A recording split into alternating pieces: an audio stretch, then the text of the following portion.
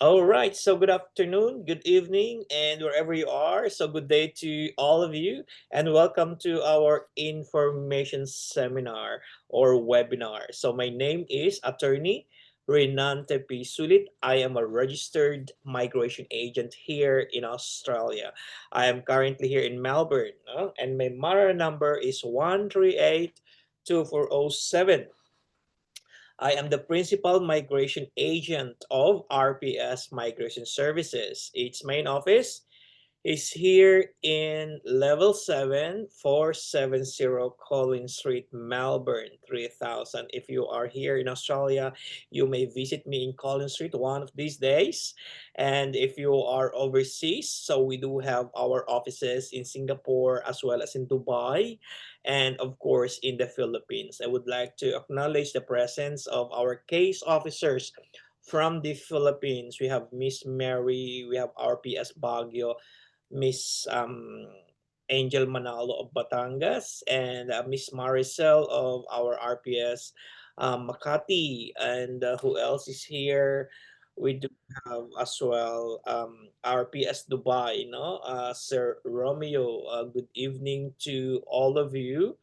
Hang on. So we do have as well RPS Davao, RPS Zamboanga, and RPS Ilo. So whoever is your case officer, so tell them that you have attended our information seminar tonight because I know today is Saturday and it's already 6 o'clock in the Philippines. Here in Melbourne, it's already 8 o'clock, and I am doing the free information webinar every weekend, every Friday, and every Saturday, sometimes on Sundays as well.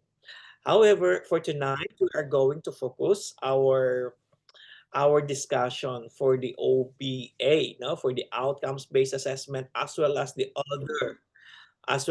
other pathways on how to become a registered nurse here in Australia.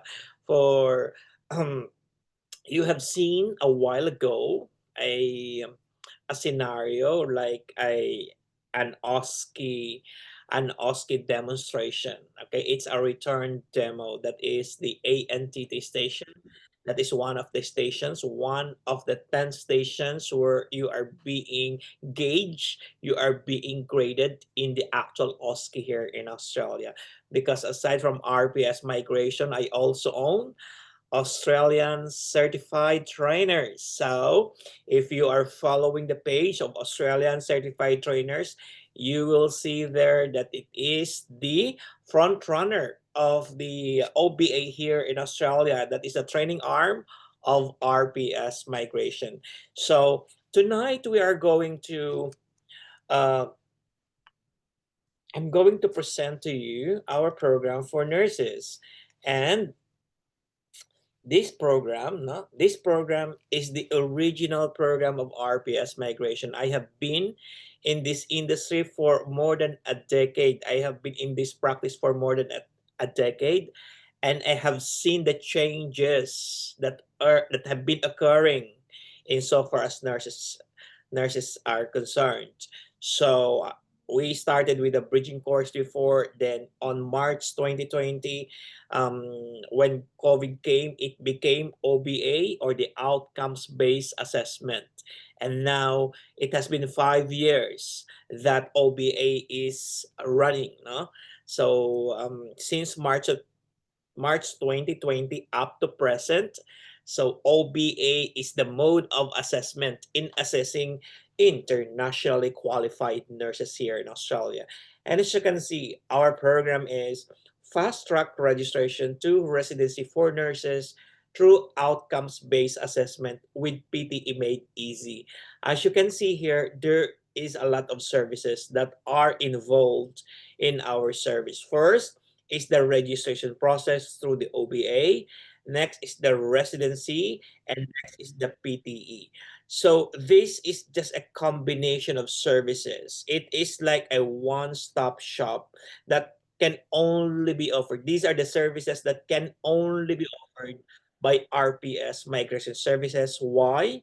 because I have a training center, which is the Australian Certified Trainers.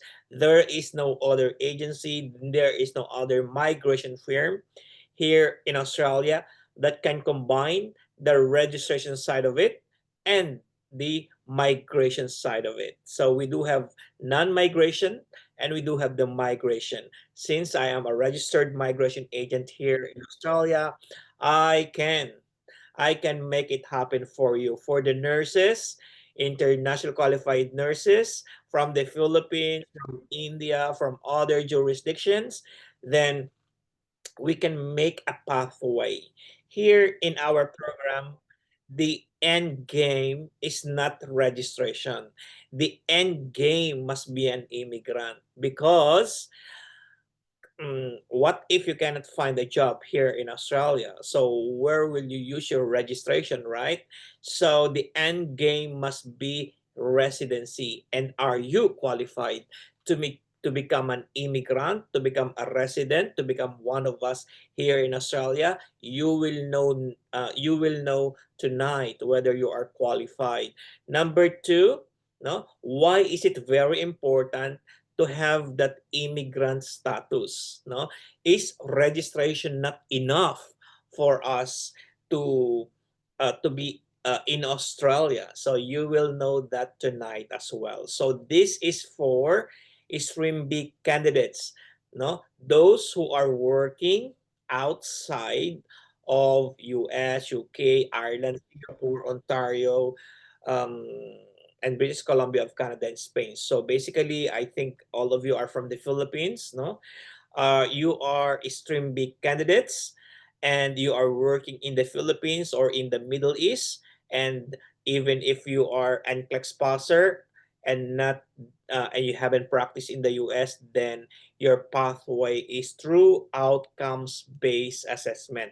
So the next question is, what is OBA or the outcomes-based assessment?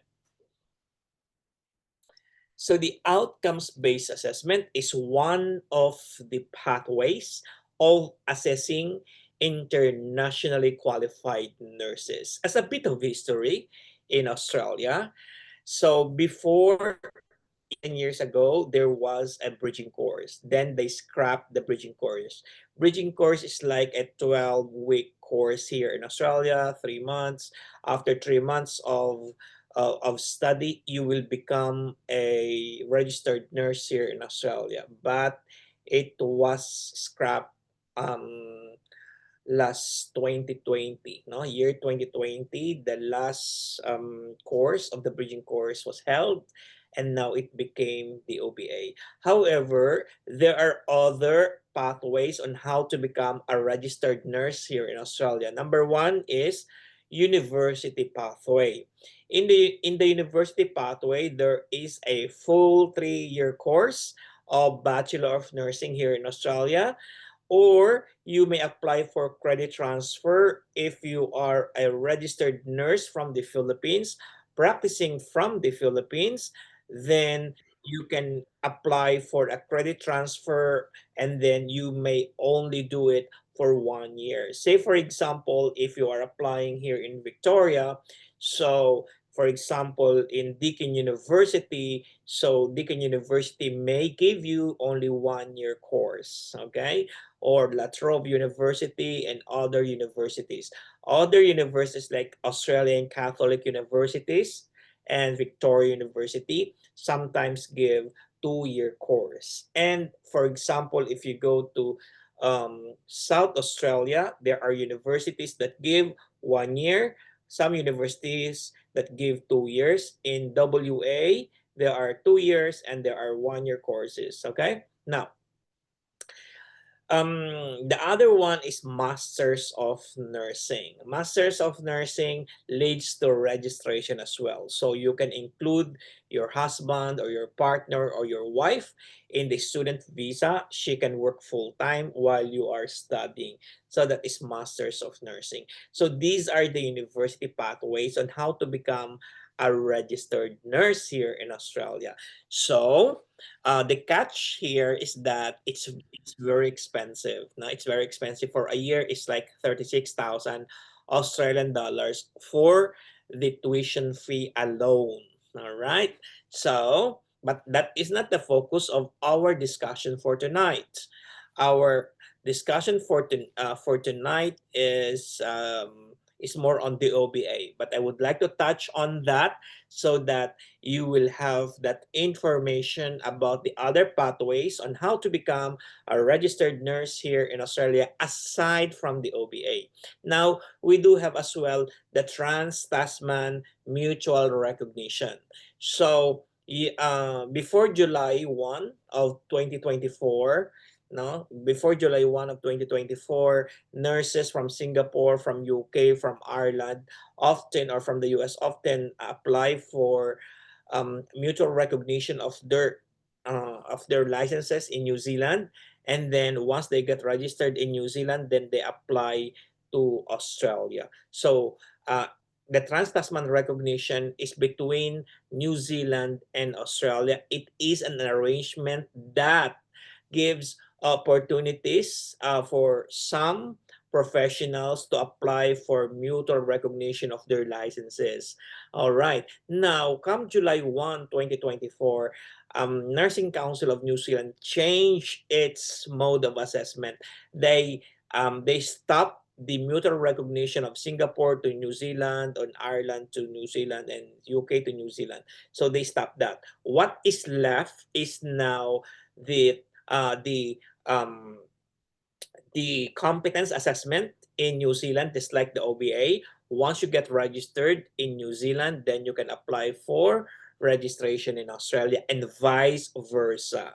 So that's why sometimes when the nurses in Singapore would like to apply for CA for the competence assessment in New Zealand, I am telling them do it the other way around. Apply in Australia and then become a registered nurse in New Zealand. So you can do that, okay? Because it's easier, it's more easy to become a registered nurse here in Australia than in New Zealand. That's why many nurses from New Zealand are coming to Australia to do the OBA and then once they pass, apply the registration in New Zealand, okay? So that's what is happening in practice right now. Now, let's go to the outcomes-based assessment. So tonight, I am going to give you that clear overview of the outcomes-based assessment, because sometimes you misinterpret outcomes-based assessment or you have the wrong impression about the outcomes-based assessment. All right, so the outcomes-based assessment is the newest approach of APRA in assessing internationally qualified nurses. No, it focused on your qualifications and it began on March 2020. All right.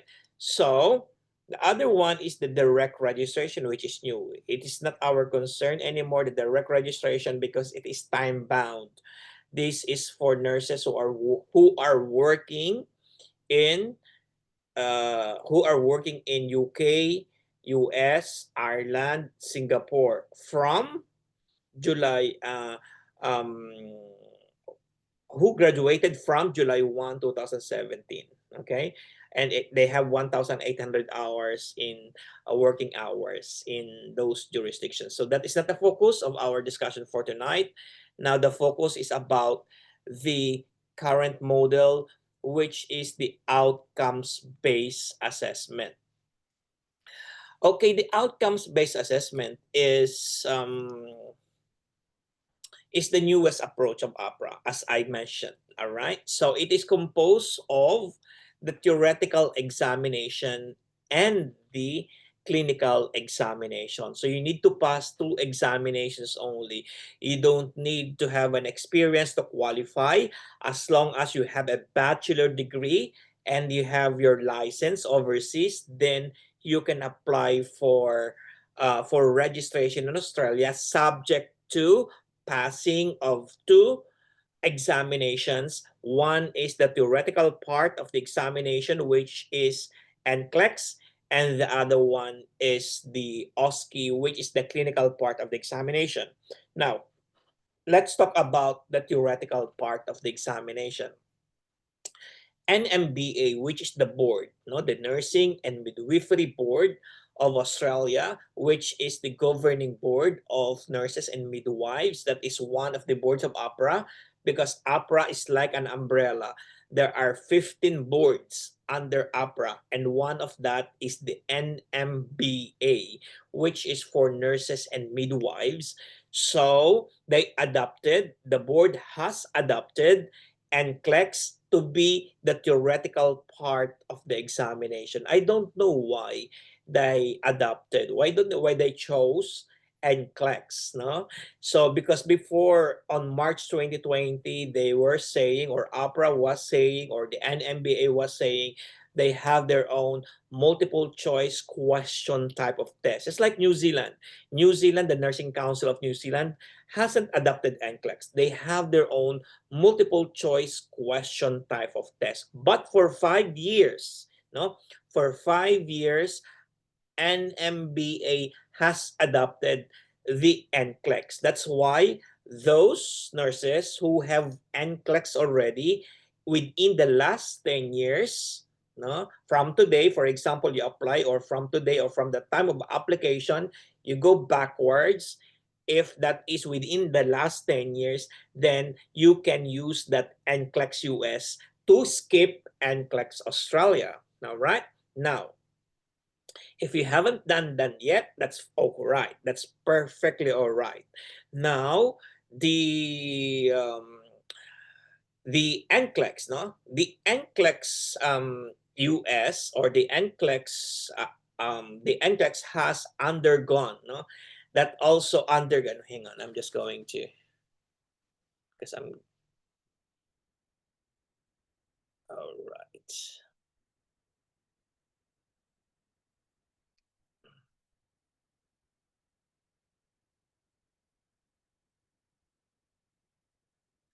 All right, so the NCLEX since spring of 2023 has undergone a massive development as well. Remember that NCLEX before was like a knowledge recall or a concept recall, wherein you have to study a lot. You have to study the concepts and everything. Now, since spring of 2023, NCLEX has changed to new generation NCLEX. What is the difference of the new generation NCLEX to the old NCLEX? The new generation NCLEX is now gearing towards your clinical judgment. How do you decide on a certain case? Based on the evidence presented to you. And this clinical judgment must be based on the 6 cognitive development. Say for example, recognize cues. How do you recognize the cues? Like the relevant cues, analyze cues. How are you going to analyze the lab results? How are you going to analyze the vital signs presented? Next is, for example, prioritize hypothesis. So being a nurse, there are several hypotheses about the condition of the patient, and it must be patient-centered, and the way you are deciding on the case must be based on the evidence. Then after that, you have to generate your solutions, and you have to take actions and evaluate outcomes. These are the 6 cognitive developments of new generation NCLEX that is based on the clinical judgment. You have to use these cognitive developments to arrive at the clinical judgment. The difference of the new generation NCLEX right now is that you have already the evidence, you have already the information, and all you need to do is to read the information. For example, the nurse's notes or the progress notes, the vital signs, the laboratory results, the order of the doctor. So you are going to read this and answer the question that follows. And the questions are very different, no? Very different. For example, the bow tie questions. Have you seen the bow tie? It's like a butterfly, right? The question is like a butterfly. There are 5 questions because there are two wings, the flap, and then one at the center. Then also there is the unfolding case. When you say unfolding case, the case is developing, progressing. Just say for example, just like Nika who is like sleeping. So you will like an unfolding case. So maybe today the patient is admitted, and then the next morning she is going to be operated. So that's how the case unfolds. All right, now you have also select all that apply, meaning to say that you do have a lot of choices that you need to choose from. Okay, the good thing about RPS migration, no, in collaboration with Australian certified trainers, we are training, no, we are training a lot of nurses. We are training a lot of nurses to pass this new generation NCLEX. As you can see, those nurses who are now taking OSCE, they pass new generation NCLEX. And because we are giving you the best training, and our lecturers of our training for NCLEX is a UP professor who is now finishing his master's here in Australia under Monash University, and of course he is also an OSCE trainer. And another one is the Colombian nurse. No, he is a Colombian nurse who is also an OSCE passer, who is analyzing the case and giving his best to explain the knowledge and the skill that should be learned. No, that should be learned by our nurses. And another one is a clinical instructor as well, who pass as well the new generation NCLEX. That's why our team for NCLEX, our NCLEX team is very, very competent. I'm going to show you now our LMS, our platform in our NCLEX. All right, so this is the all right, so that is our platform for our OSCE. So if you get enrolled in our course, so you will have your training like this. So you will have the access in our NCLEX program. You will be enrolled there, and then there is a lot of exercises here. Every Saturday and Sunday monthly, you will have the interactive session with our lecturer. When we say we do have our lecture, it is always there, 6 to 9 Melbourne time.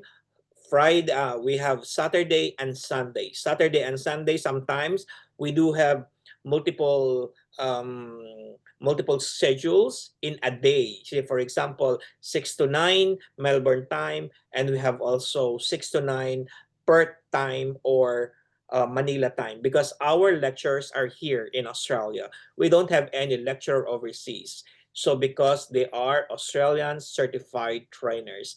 As you can see here, these are the different types of questions. Say when you say bow tie question, so this is what you are going to see in the actual examination. And by now, you are going to be trained. This is what I'm telling you. In the new generation NCLEX, you have your notes, you have your medical history, you have your vital signs, you have your laboratory results. All you need to do is to read this. And it will be easy for you because you have been dealing this all through your career, right? So, and then you will have this question. When you see that, that is a bow tie question because it is like a butterfly, and you are going to have the actions to take, the potential conditions, and the parameters to monitor. So therefore, so if this one is here, so, and this one is here in the center, for example, this one is in the center, and then this one is here. So that's what you call the bow tie questions. You will be trained on how to answer this type of questions, and you will familiarize yourself in um, in doing this type of questions. So in the actual examination, it will be easy for you. You have also the unfolding case, no? You have also here the unfolding case wherein you are going to answer, you're going to monitor the progress of the client. See, select all that apply. So what's happening to the client, to the patient. As you can see here, it is a matrix type of questions. So it's very easy for you to do that, to manipulate it. So that in the actual exam, it will be easy for you. We have also here the drag and drop. When you say drag and drop, you are going to manipulate as well the questions, um, and you have to drag the correct answer, which one is correct, something like that. So drag and drop. We have the trend items and many more. As you can see, there is a lot of exercises here. And if you want to pass, of course, you really have to have your study habits on how to finish all these, attend the sessions regularly, focus, and you will get there. Remember, this is all about the clinical judgment, no? This is all about clinical judgment, and our review is unlimited, and do not make it as a habit. So because if you are really into it, if you are really like you want to pass it, you will get it, no? Now, so that is our NCLEX training. No? Once you pass your NCLEX, then I'm going to process your visa coming here in Australia, and you are going to do your OSCE. OSCE is the clinical part of the examination of the OBA. So, and how do we do it? There are two phases of our training for the OSCE. That's why Australian Certified Trainers um, has the highest batting average or passing rate here in Australia. You can follow Australian Certified Trainers page, and you will see there the pictures, the photos, and the passers. And last September 2024, we do have 100% batting average passing rate. The only training center that has posted such kind of achievement. Others might be like saying they achieve, but they don't have the receipts. We do have the receipts always. And on Monday, we are going to start our training again of our August intake. OSCE here in Australia is monthly, and from January until now, only one instance that the OSCE was held in South Australia from January to August until October. So it will be held. It is being held here in Melbourne, except for July, or no, except for June. That was held in Adelaide. So, and let's say we are very lucky here in Melbourne because most of our candidates are here in Melbourne, and our training center are here in Melbourne. So you can see that the training center of Australian Certified Trainers is a premier training center. It is located in Collins Street. When you say Collins Street here in Australia, in Melbourne, it is like a it's like in Makati, no? It's like in Makati, like for example in Sobel, in Ayala, no? So that's a prime, no? This is the prime location of here in Australia, specifically in Melbourne. So that's why once you are finished with the online, no, just like this, you're going to have the online. Then you are going to, for example, you do the you do the clinical handover, say for example, and then um, once you are done with it, Good morning. Good morning. You have 5 minutes to read your chart. Okay, thank you. Closing the door to provide privacy and dignity of my patients, doing my hand hygiene,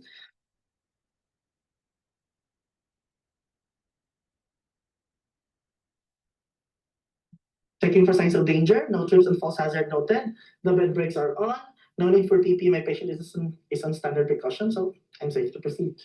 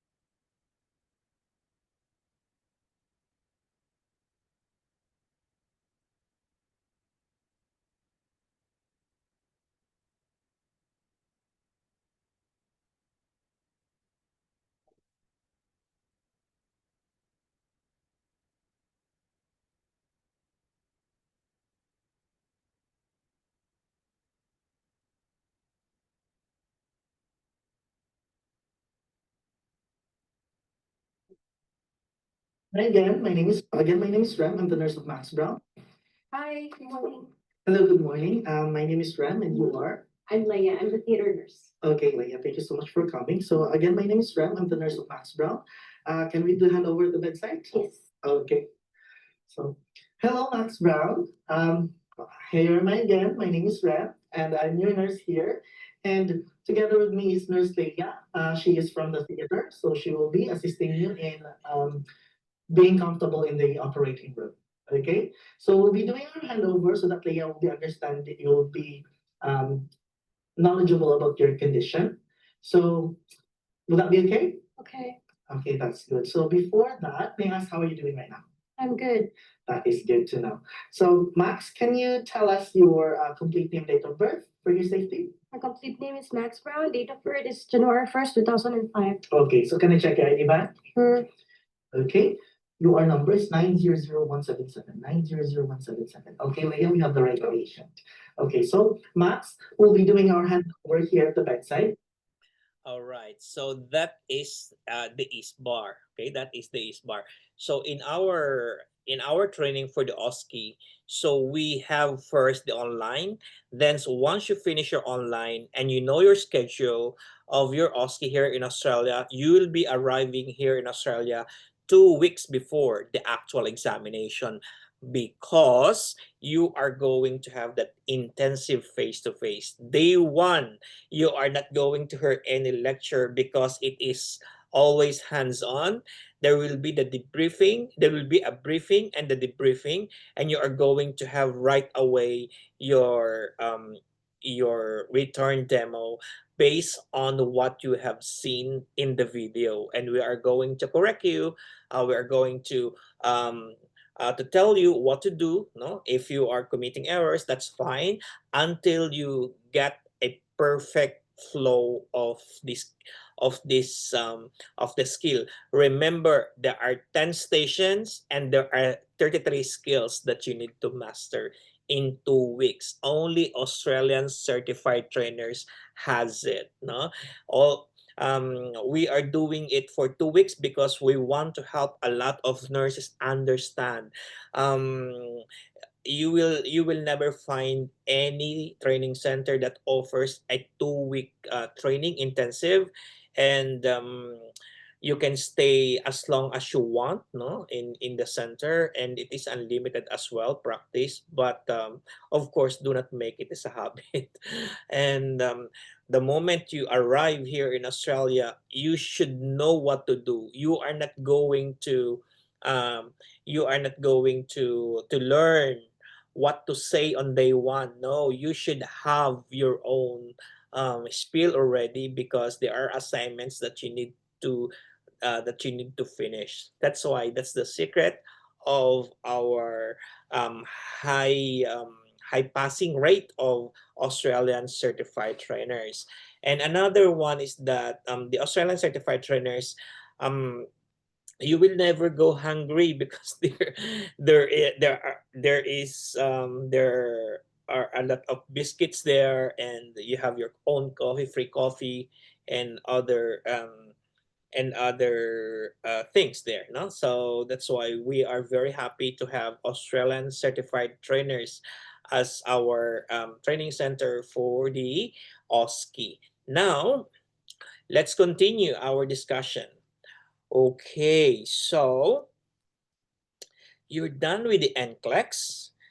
All right, so here are our trainers. So we do have Sir Nelson, we do have Sir David, and the clinical. All right, so let's go now to residency. So once you pass your OSCE, then the next question is what is next? So once you pass your OSCE, you are going to as well sit for Pearson Test of English, and we are going to teach you as well the English test. And the passing of Pearson Test of English must be around 66, no? And you must score at least 66 in reading, speaking, and listening. And for writing, you may have 56. But for migration purposes, I would like you to score as high as 66 above so that you will have your migration points. Now, when we go to residency program, it is now my field. Okay, it is now my field because I can handle all your um, all your concerns about your immigration application. Say, for example, you must not have a medical condition, or any members of the family should not have any medical condition. I have been in this practice for over a decade. I have a 100% batting average for all registered nurses that I handled, no? For immigrant status. I've never had any visa refusal because I am very meticulous. The moment you engage me, I am going to ask you, do you or any member of the family have any medical condition such as autism or uh, open heart surgery or kidney failure, something like that. If you have, or if any member of the family has, do not worry, I can offer you other pathway. Okay, I might tell you, okay, maybe you should stay first on a working visa. Do not apply yet for the residency visa because that will be rejected. Okay, so that's how we are going to do it. Now, as well, when you do this kind of program, if you want to apply for residency, you must be less than 43 years old, no? In my program. Why? Because this takes around 2 years. So the first year, no, if you are fast, for example, for less than a year, you will become a registered nurse. Say, for example, in 6 months' time or in 8 months' time, you become a registered nurse. Then the residency takes about a year minimum. So, meaning to say that I am, let's have like 2 years, no? 2 years in the making. And here in Australia, you must be less than 45 years old in order to become an immigrant. So, that's why time is of the essence. There are ways, for example, if you are 55 years old, if you are like more than 50, you can go to Dama region, but it's very hard. It's very hard to Dama region. Um, and if you are deciding right now, you should decide as early as possible because time is of the essence. Say, for example, OSCE or OBA will not last long. Remember, the bridging course lasted for 15 years only. Here, we are now on the 5th year. And of course, your age is ticking, no? Your points, no? Your points, you should know your points. So our case officers are very knowledgeable and very skilled in giving you the points, in assessing your points. So you must be less than 43 years old. You should have no medical condition, or any member of the family should not have any medical condition. You must be a registered nurse. And if you have a partner, we are going to assess your partner as well, your husband or your wife, if you have, we are going to assess them as well, thinking if, or assessing if we can get a certain point from your partner or from your dependents, no, or the secondary applicant, I must say. Now, so the goal of the program is for you to become an immigrant. Why? Because once you become an immigrant here in Australia, your your investment is secured. Why? Say, for example, a scenario that is often the scenario of our nurses. All right, so they are doing it themselves. All right, I can do it myself. All right, then I pass the OSCE. Well done. Then after that, it's very hard to look for a job. Number one, because the employer is very picky, so they would like to have a very experienced nurse, for example, in certain field, no? And if you can't find a job, what will happen to you, right? So the end game should be residency. Why? Because if you are a resident in Australia, you are the priority uh, in in job placement. Why? Because you don't need a sponsor. You can start right away. No, because of your skill, you can start right away. Say, for example, if if you are a registered nurse and you are a resident, you come, for example, in Melbourne, you can enlist yourself in many agencies or in many hospitals as a bank staff, no? As a bank staff. So you can go casual, so they will call you. They will always call you because they need a lot of casuals. Then after that, if they like you, then they will absorb you. That's how you're going to do it. So if you have your sponsor, or if you are lucky enough, if there is an opening and your skill set suits that, then you will be hired. So that's why I am telling everyone to apply for residency so that you will become your investment is well secured. I have been doing this for over a decade already, and this is the perfect program for my nurses. No? So maybe you are still in your high school years, maybe you are still in the elementary. I have been doing this already. No, now. So once you become a registered nurse, it opens a lot of opportunities for you. Number one is the working visa or the skill in demand visa. So many employers will be calling you. If you apply, if you get a call, then they will interview you, and then if you are lucky enough, no, if you are the one they are looking for, then you will get hired.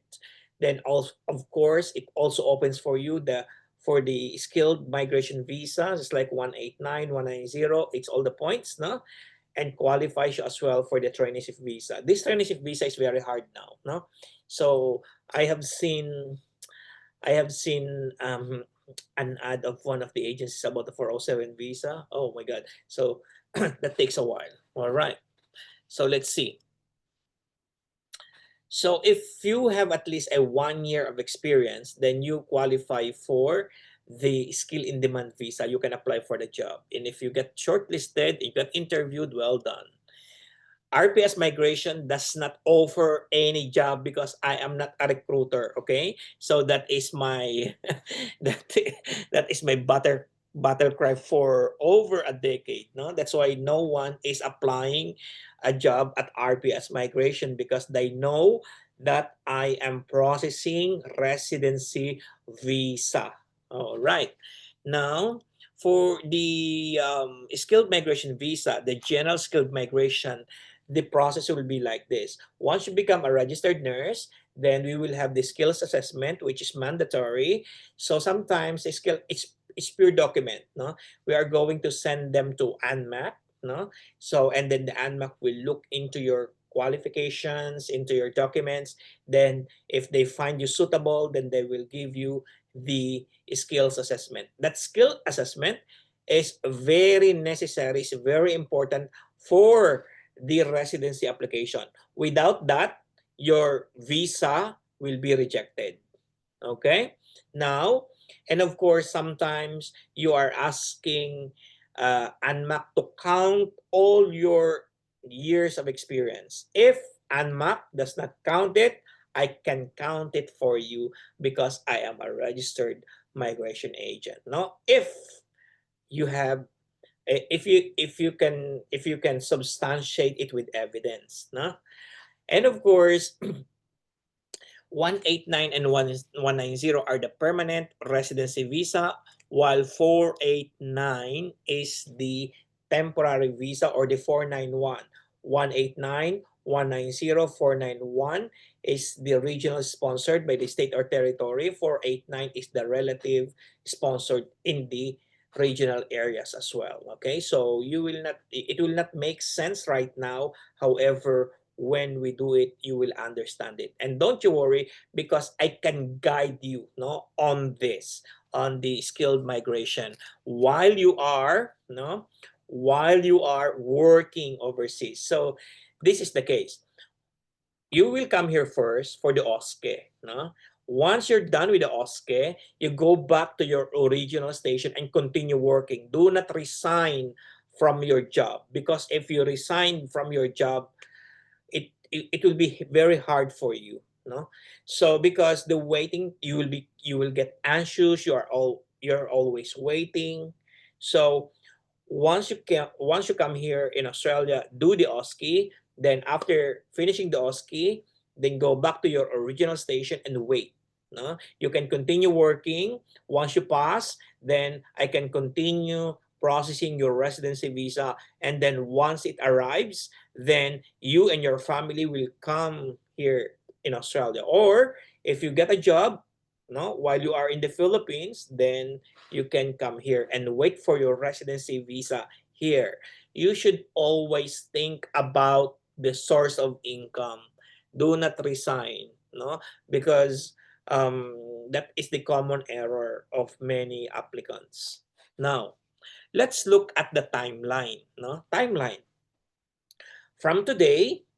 No, give yourself 3 to 4 months to pass the NCLEX. So make it 5 months to make for the high time. So until December, so you pass your NCLEX. Then from NCLEX, give yourself 3 to 4 months for the OSCE. No, and then from there, once you get registered, give yourself at least a year for the residency. No, because it is based on your points as well. If your points are high, if your points are good, then you will be invited easily by the immigration. Because here we have the registration, skills assessment, expression of interest where the invitation is happening. Once you get invited, you let your visa. So uh, that's how it goes here in Australia. Registration, skills assessment, EOI, where the invitation is happening. Once you get invited, I will lodge the visa. That's how we are doing it. So it's not like um, in a snap you will become a resident. It is a process. However, we can make it easier for you.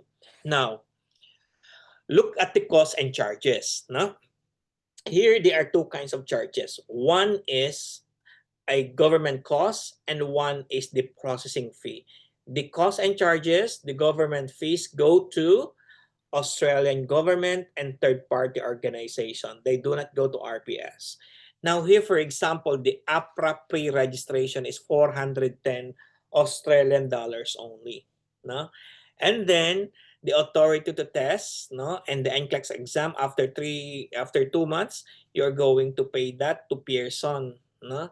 Then the OSCE next year, payable to APRA. Next, OSCE training, payable to Australian certified trainers for your training, for your OSCE, no? Business visa, payable to the immigration. And this, the international criminal history check, payable to AIS, no, or fit to work. Then APRA post-registration, payable to APRA. And Pearson, payable to Pearson. As you can see here, these are the government fees for your registration, 8526 AUD.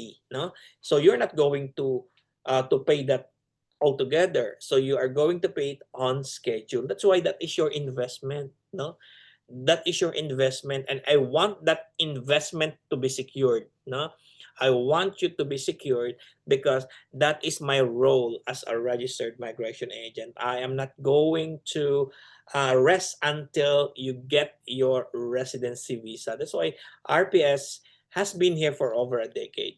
Now look at your visa. No, this is your residency visa, and this is your um, secondary applicant. No, if you have a wife or a husband, but that will be paid to immigration when you get invited. So that's why it is it is not wise for you to think about it because it will happen at the last stage, no, once you apply. Now, and our processing fee, as you can see, no, the processing fee of RPS migration is very uh, is very cheap, no? So as you can see, the payment plan, the down payment is 750 AUD only. And how much that in peso? It's like 27,000 pesos, no? And then the next payment is upon the release of your business visa, which will be next year, 1,000 AUD. And next is the residency process upon flight. It's a 2,500 AUD. As you can see, this is the residency process, this is the documentation process, and this is the business visa. No, so that's why As you can see, there are so many nurses coming here, coming to RPS Migration because it is a one-stop shop. You don't need to look any further because I have it all, just like SM, no? I have it all. So now, what are the benefits, no? What are the benefits of becoming an immigrant? So you can remain here indefinitely. After 4 years, you will become a citizen. You will have a blue passport. You don't need an employer to become an immigrant, no? You don't need under general skilled migration. You don't need to be here in order to become an immigrant, no? So that's why many nurses from the UK, from the Ireland, and other jurisdictions are coming here because it's very hard for them to get the residency in those countries. Here in Australia, you will become a resident even without a job offer, even without staying here in Australia, even without the employer. So it is because it is based on your skill under the general skilled migration. Now, you can also have the Medicare. No? The Medicare is like PhilHealth. No? That's why I migrated to Australia 17 years ago or 18 years ago because um, I can um, I can see what will be happening, no, to our health, no, who never gets old, who never gets sick. I know that I need a public health, a national health scheme that can help me, no, when I get sick. So I have now the Medicare. And of course, all other benefits that you may enjoy. Remember, you are changing your life, no, and you have to be smart. You have RPS Migration. I have the Australian certified trainers. All you need to do is to really devote yourself, commit yourself, no, and we can make it happen for you. Now, for you to proceed, no, for you to proceed at RPS Migration, all you need to do is to go back to your case officer, no? Tell them that you want to start. You may ask for the quotation so that you are guided. And then once you engage RPS Migration, right away you will be endorsed um, for the PTE. You will be endorsed for the process. We are fast, no? If you are fast, that's how we are. That's how we do, no? That's how we help our nurses. As you can see, the Australian certified trainers, we are publishing a lot there of our nurses, and I hope that you will be the next one whom I will see, no? Whom I will see here in Australia, guys. So um, do not grab this opportunity right away, and I'm very very happy to help you all. Okay, so let me see. So so you may send, no, you may send as well WhatsApp at +61 415 831 158 if you do not have a case officer. +61 415 831 158 if you do not have a case officer. Or you may also WhatsApp here. Miss Mary has a message in our chat box, no, and we can help you if this is really something that you are looking for, then grab it. You will never go sorry for this program. Okay, guys, thank you so much, and I hope that you learned something tonight and tell your friends about RPS migration. And this is your registered migration agent, attorney Renan Tepi Sulit, kay RPS. Sulit ang visa mo.